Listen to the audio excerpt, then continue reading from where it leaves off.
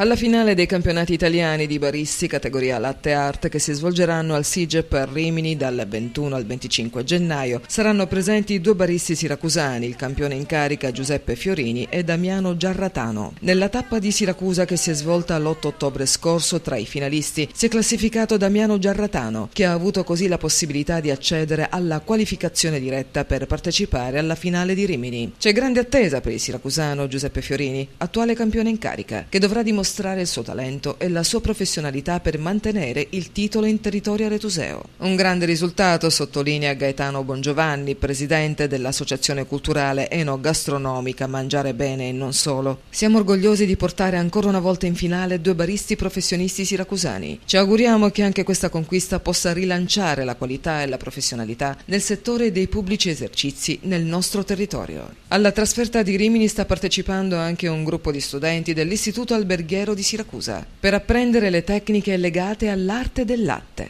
Un'esperienza formativa per gli alunni del 4º e 5º anno che frequenteranno degli stage formativi presso gli stand di note aziende del settore della caffetteria. Soltanto 2 le scuole selezionate in tutta Italia, tra cui l'Istituto Alberghiero Federico II di Svevia di Siracusa, per partecipare al SIGEP Giovani di Rimini.